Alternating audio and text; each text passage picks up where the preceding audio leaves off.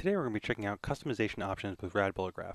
As a reminder, RadBulletGraph is part of the data visualization package within the Telerik RAD controls for Silverlight and RAD controls for WPF control suites for .NET XAML development. Today we're going to see how the data visualization team here at Telerik made it incredibly easy to customize your RadBulletGraph.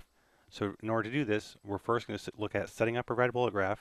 Then we're going to go ahead and modify some of the brushes and see just how quickly and easily we can give a custom look and feel to the RadBulletGraph. Finally, I'll show you how easy it is to add some additional comparative measures to your bullet graphs, making for an even more comprehensive look at your data with our simple to use and simple to set up control.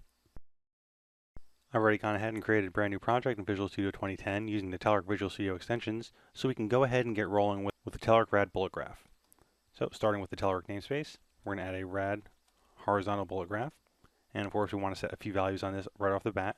So we'll say height will be 50, we'll make our margin 10, our minimum will be 0, and our maximum will be 100. So we have some good starting numbers.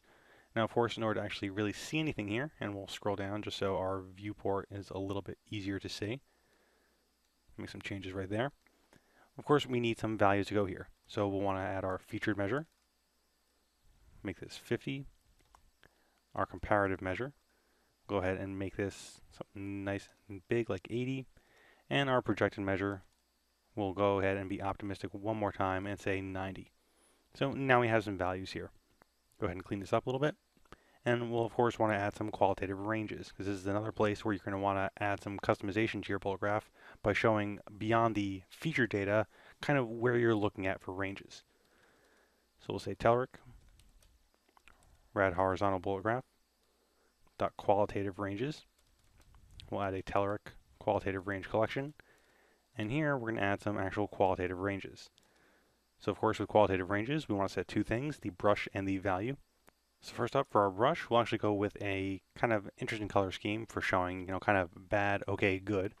So for that we'll use a, pale violet red I think is a pretty good one. Yeah, it looks like a good color for us.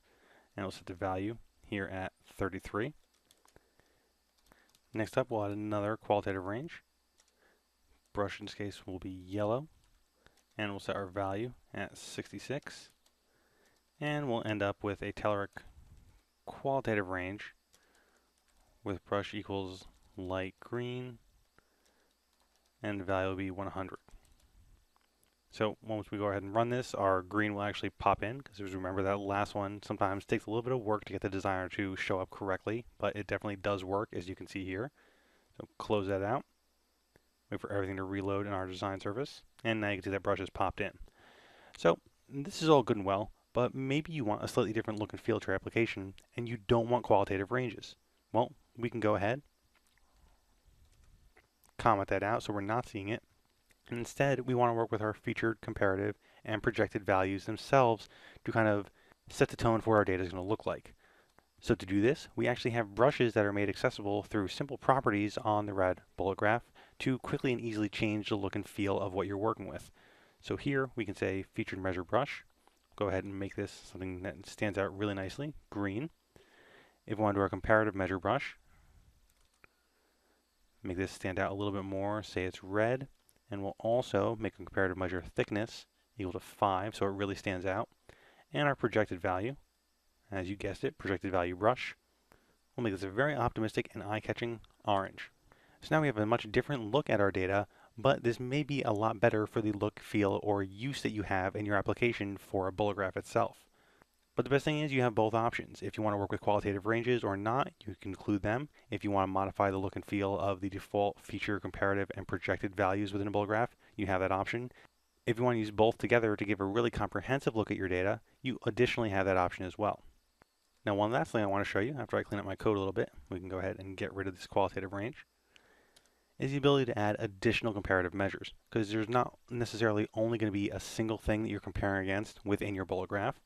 To do this, it's actually, again, really easy. So we say rad horizontal bullet graph dot additional comparative measures. Here we're going to add Telerik comparative measure, and for this we really want to set three things. Brush for this first one will be blue, make it stand out.